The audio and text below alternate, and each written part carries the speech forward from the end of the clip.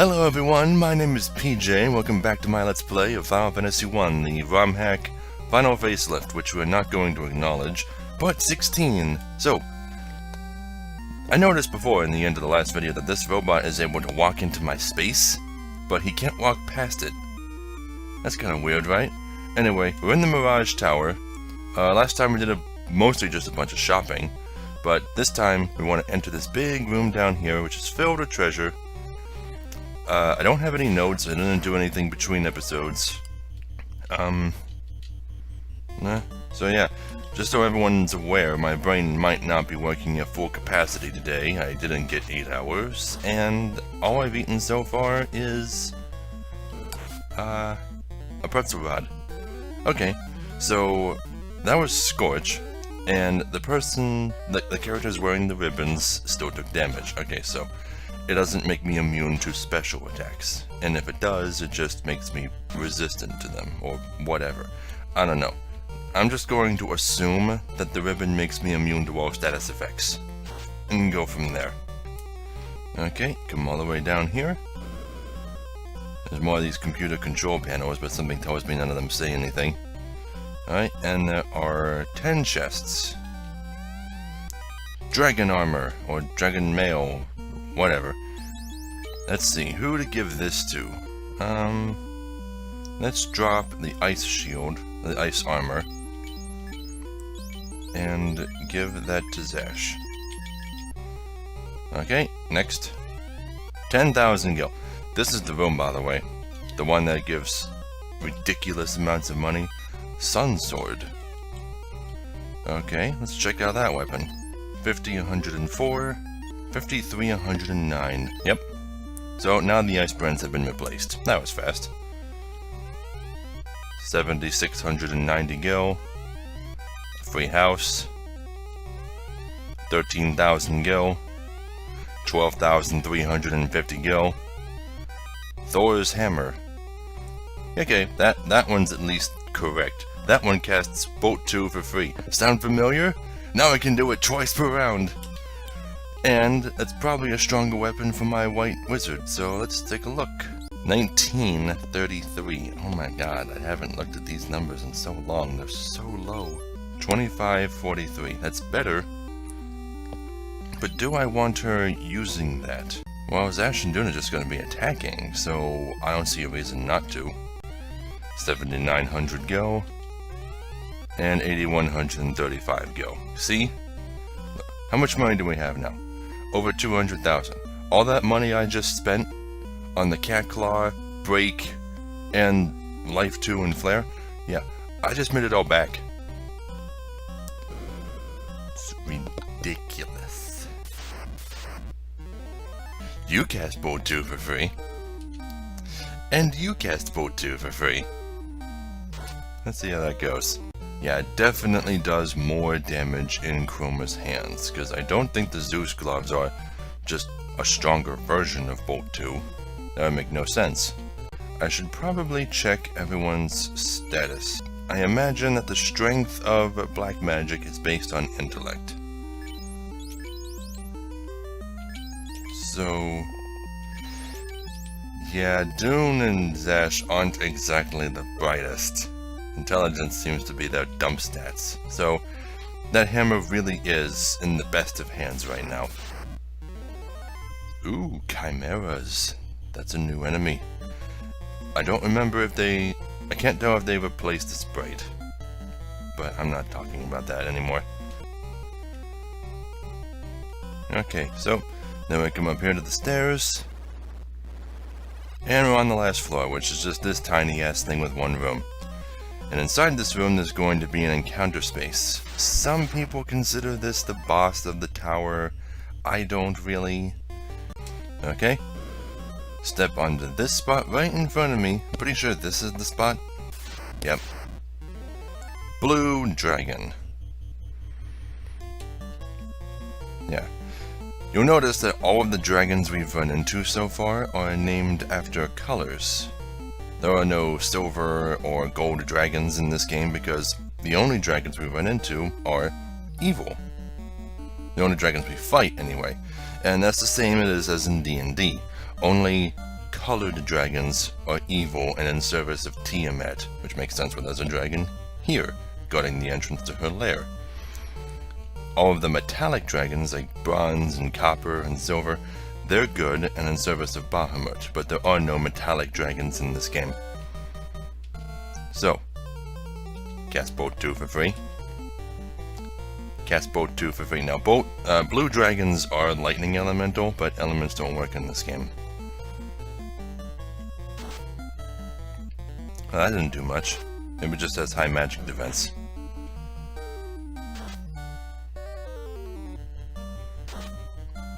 And it's dead. See? Not that big a deal.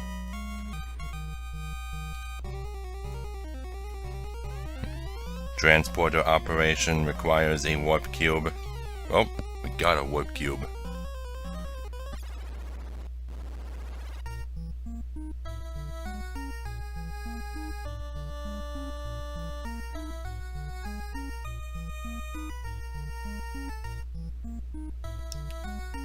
Creepy, isn't it? This is the only dungeon in the whole game where this song plays. It's not even the final dungeon, it just gets its own theme. Now, I can't remember, this might be a ROM hack thing, but I don't think the Flying Fortress was actually in space before. The one Lufenian we met said that there was seemingly among the stars, but I remember it being, in pretty much every version, just really high up in the sky. Like in the remakes, you typically just see dark blue sky. You don't see stars, and you might see some clouds. But anyway, 5 floors, in addition to the 3 floors in the Mirage Tower. This is a big dungeon. It's 2 dungeons, and you have to go through one in order to get to the other every single time. There is no unlockable shortcut. So the first thing we're gonna do, we start in the center of this floor. We're gonna go south, down here. There's treasure all over this place. Ooh, new treasure chest sprite. Weird, right? Bane. Give me a minute. 51, 114, 43.99. It's weaker. But maybe it has a special effect. I don't think so. Okay, I just looked it up, and this is some bullshit. Okay, do you remember we got a weapon called the Razor in the previous floor? Or, not the Razor, the Sharp? Okay, that's not the Razor. I thought it was the Razor, because, I mean, come on, Sharp, Razor, makes perfect sense. But this is actually the Vorpal sword, and it doesn't have any special effects. The Bane is the Razor, and it's what casts Scourge for free, which makes it just as worthless to us. So, moving on.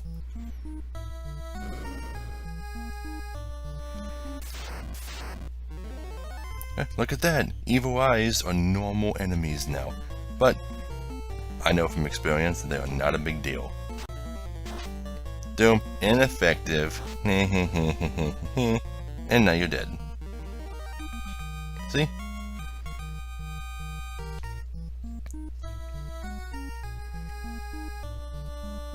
Although I don't remember them becoming normal enemies this early.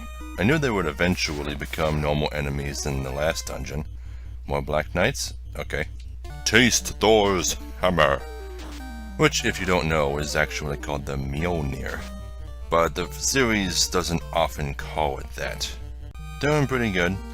I will say though, with all the treasure we have to collect, it's likely that we will have to leave and come back to finish this place. But I got plenty of houses. 7,900 go. That's an encounter spot. No? Really? They've stopped guarding as many chests as before. Cure Potion. 4,150 go. 9,900 go. Oh, that's because it's all worthless. Nothing here but worthless treasure. Or worthless gold. That's the quote. Okay, moving on. Moving on up to the east side. Finally gonna get a piece of that pie. You know, the next time I run into one of those evil eyes, which are barely effectual, by the way, I should just have, I think it's Zash who has the healing helm. I should just have him and Sherma heal the party to full. Then I won't have to heal inside of combat. 180 gil. Another healing helm. Like I need one. I suppose I can put it in Chroma's inventory. Do we even have enough room for another helmet? Armor is hard to distribute in this game. When I was looking up information on this game, specifically when I was grinding on the Evil Eye and trying to find an experience chart to figure out how much I would need, I came across some forums from way back in like 2007-ish of some weak-ass gamers saying that this game was too hard or too grind-heavy. And I'm like, are you serious? There were like 3 points in the game where you ever have to grind. The very beginning, just to get some basic gear from the town, outside of Elfheim, just in preparation for the Marsh Cave, and at the end of the game, which you can do whenever for whatever reason, like I did on the Evil Eye. I didn't have to do that, but really? People think this game is grind-heavy? It really isn't. In the beginning it is, but after that, these people are saying that they grinded for like 13 plus hours. And I'm like, you're doing it wrong. Or you made a bad party. One of the two. I'm gonna drop this healing helm, I don't need it. A protect ring. I'm just gonna go ahead and drop that, I got plenty. And 5,000 gil. Woo. Okay, next floor. The entrance to the next floor is to the north. Dune's level 25. Just Dune? Okay. Okay, right up here. You find this weird triangle-shaped thing, which I think is supposed to be a teleporter pad. Oh, yeah. It's pointing up. And on this floor it's pointing down, which means we went up a floor. Okay. Now this floor is very similar to the last floor of the volcano dungeon, Mount Gurgu. It has a center that divides, that goes in 8 directions, and there's stuff to find in all directions this time. So, we gotta visit every corner. Sherma's level 25. Wait, hold on a sec. How the hell is Sherma ahead of Zash? When did that happen? Okay, but whatever. She's level 25 now, which means level 8 spell slot. Okay, still only 1, but it's something. There's now no spell she can't cast. Oh, no white magic spell, that is. Diamond gloves. Does anyone need these? No, no one does. So I'm gonna drop those. Moving on. Gonna handle these paths clockwise, except for the southern path, because that one takes us forward. Zash is level 25. They're all leveling separately now. It's kind of annoying. Means I have to announce their leveling more often. Okay, eastern path.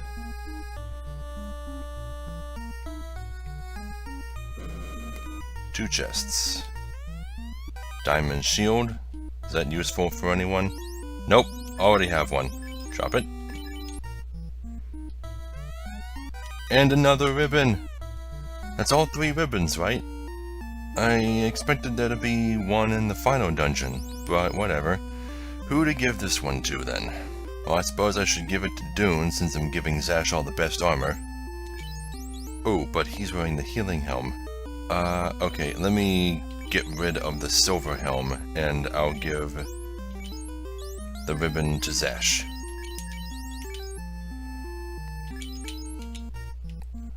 Okay, moving on. Next is the southeastern corner. Spirit Naga and Air Elemental. 3 colors of enemies we encountered in the Water Shrine. I might be more powerful than I think. I'm 5 floors into these 2 dungeons, and I have yet to use a single cure potion. Whew, okay. Southeastern corner. Nope, can't go that. Okay. Should have guessed.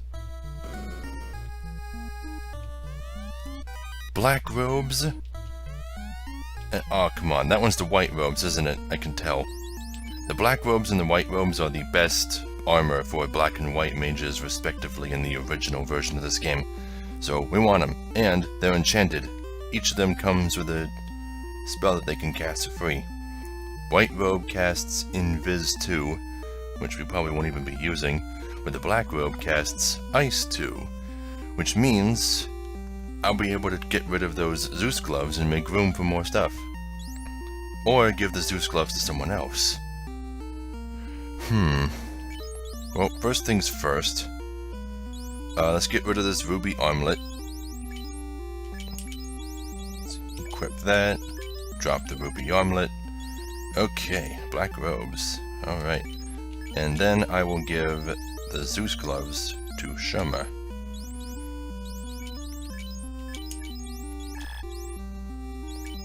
Right. Okay, and then this chest, white robes. That's what I thought. Okay, Shoma, drop your diamond armlet. And equip your new white robes that visibly you have been wearing this entire time. She'll probably never cast Invis 2, but if she ever has to, if I ever have a free turn, oh no, I can do it for free.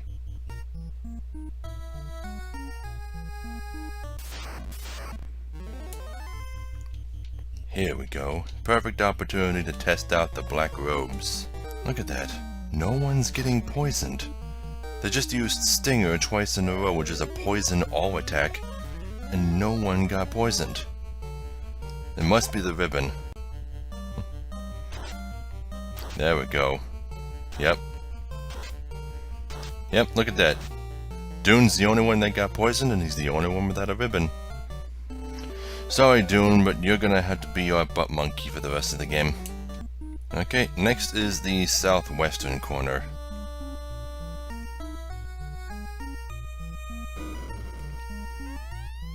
Adamant. Now, I haven't talked about it since, but when we first went to Mount Duergar and talked to the dwarves, we met a blacksmith named Smith, and he said that if he could ever get his hands on adamant, he would be able to craft a legendary sword befitting to light warriors. Well, we have it now, so now we can go bring it to him and get an awesome sword, which will be the second strongest sword in the game. The game wants you to think that it's the strongest in the game, but there's one more. I love how everyone is basically immune to everything now. No more poison, no more petrify, no more stun, no more sleep. I've done that already. The only one that has to worry about that now is Dune. Poor Dune. 880 gil. Chroma is level 25. Oh my god, that took forever. How far behind is he? Well, now he has his first level 8 spell slot, 13,000 gil. But neither of them will be able to cast it until the next time I sleep with an inn or use a house. Okay, last room of this floor. House and silver helmet, which I can toss immediately. Okay, only one path left. Next we go south. Okay. Oh, come on. Oh, great Medusas. I suppose I could have shown these sprites off too. What? Zash is stunned?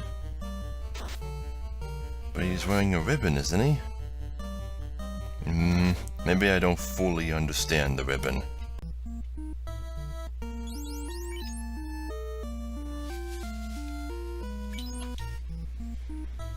Okay, whatever. It's just stun. It's not like it lasts after the encounter is over or anything. And so far, no ribbon bearers have been poisoned. Okay, now this is an interesting floor. I got a lot to talk about on this floor, actually. Well, the exit is to the west. There's treasure to the north and east. There's a little robot down there we're going to talk to, and far to the south of here, there's a room that doesn't have treasure, but does have something interesting. First, we're going to go north.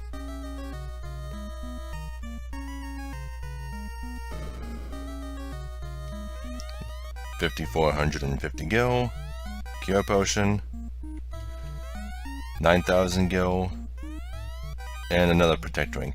Still no guarded treasure chests. What is up with that? Okay, those soldiers are recolors of the prototypes, or guardians, whatever, and they're a lot tougher. They got way more health, but they're still not a threat. Alright, next we go east.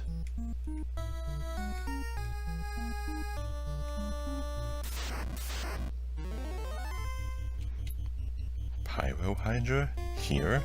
Huh.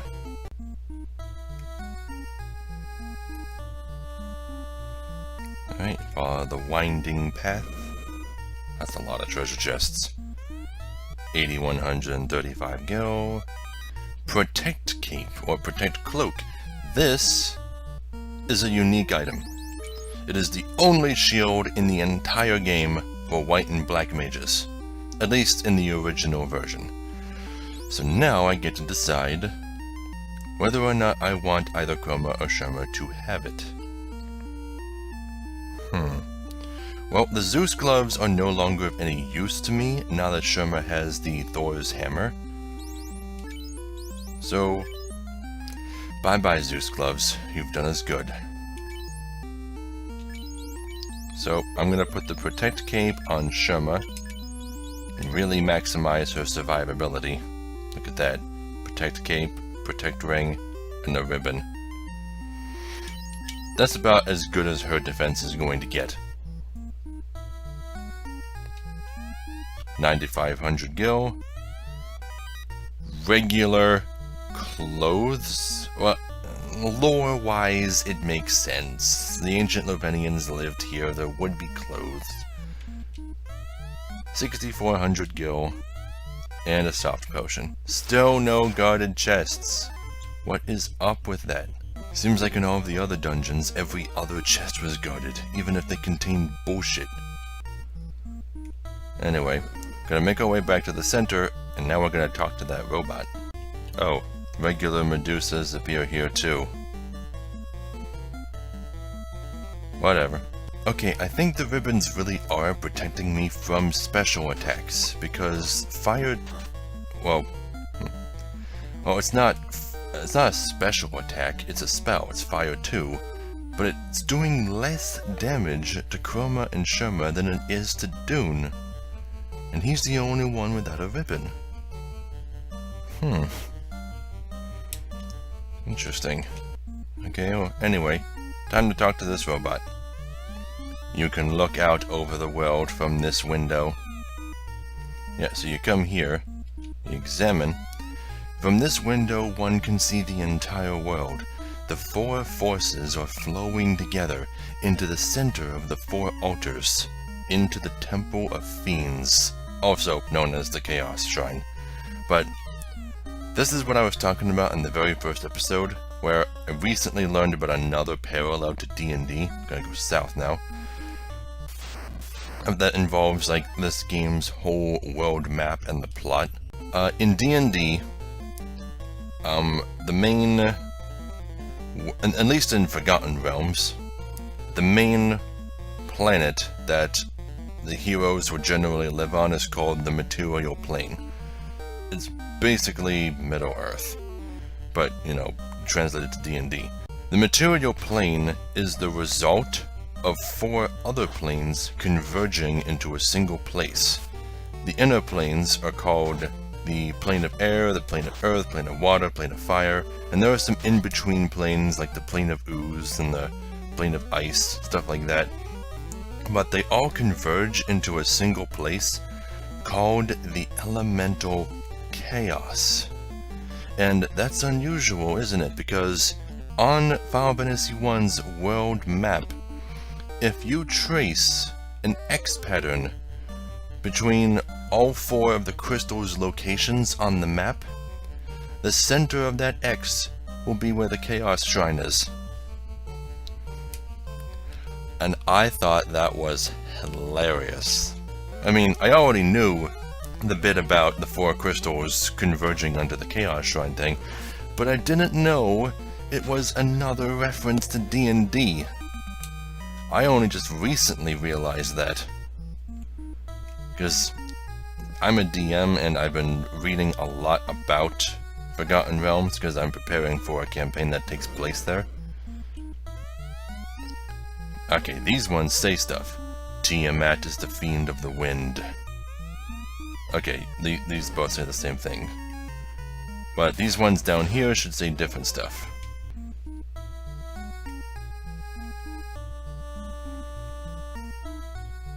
Okay, this southern room has what looks like stools, or office chairs.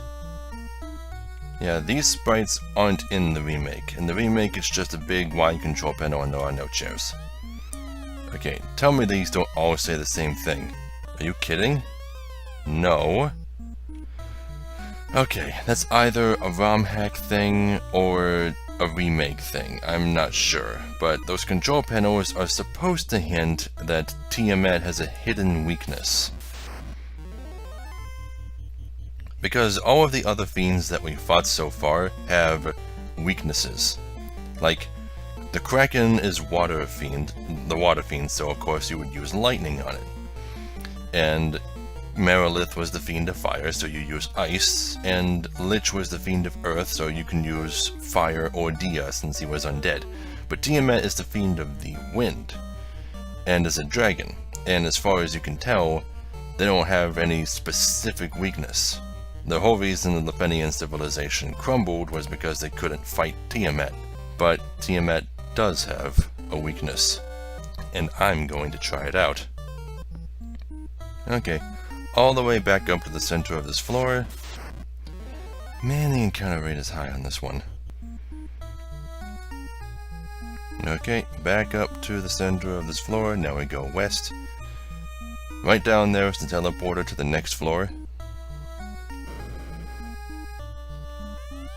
Soft potion, 4150 gil, 3400 gil, and the Sasuke blade, which is a katana normally intended for ninjas. I don't remember if the knights can wield it. Give me a second while I figure that out. Yeah, only the ninjas can use the Sasuke blade, which means it is completely worthless to us. So, that is the last treasure of this dungeon. The next floor is kind of a puzzle dungeon, and then the last floor is a straight line. There's no more treasure. So what I'm going to do, instead of continuing, I'm almost at 50 minutes, and I want to save this for the next... Actually, I'll show you the floor at least. I'll show you the floors, and then I'll pick up on the 5th floor after I've teleported out and used a house and come back. The reason that I want to teleport out from the last floor and come back is because I want to make sure that I am absolutely prepared for something in particular. Anyway, this is the 4th floor. It loops in all directions, but you can't tell how big it is right from the start. Your goal is to find the teleporter to the next floor, and you can be wandering this floor for an eternity if you don't know what you're doing. But the looped map has a fixed size, and there's an easy way to find the correct teleporter from here. What you want to do is you want to head in any direction by 2 intersections, and then head in a different lateral direction for 2 more intersections. Okay, the easiest way to do it, just head east by 2 intersections. There's 1, and then 2, and then from here you head straight north or south and you'll find the teleporter. Oh, Vampire Lord. Maybe preparedness isn't a good enough excuse to wipe outside and use the house. Saving, though, that's a good excuse. Because if I die, I don't want to have to collect all of that treasure over again. Yeah, so from here, head just straight north or south, doesn't matter which direction, and you'll find the teleporter. There it is.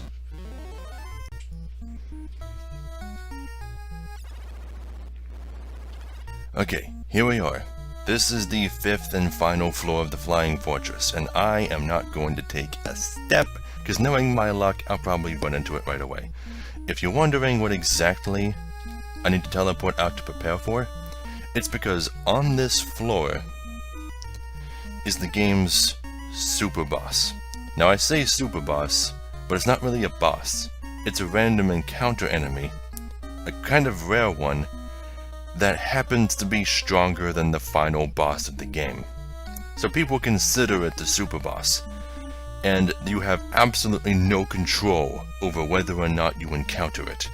So this floor is incredibly dangerous. So if I run into the war mech and it kills me in like one round, which it could, that's what it's called by the way, the war mech, one of the ancient Lufenian civilization's ultimate machines, which they apparently made more than one of.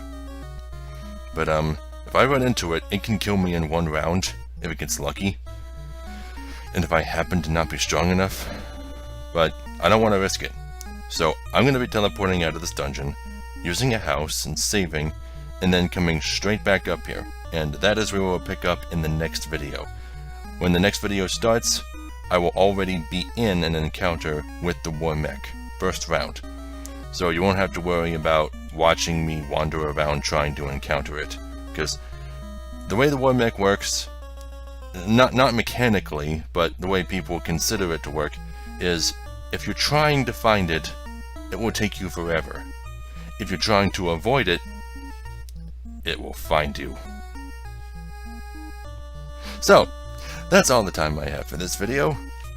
Thank you all so very much for watching. If you liked this video, leave a like. I'm just starting out, so every like means a lot to me. I'll see you all in the next video.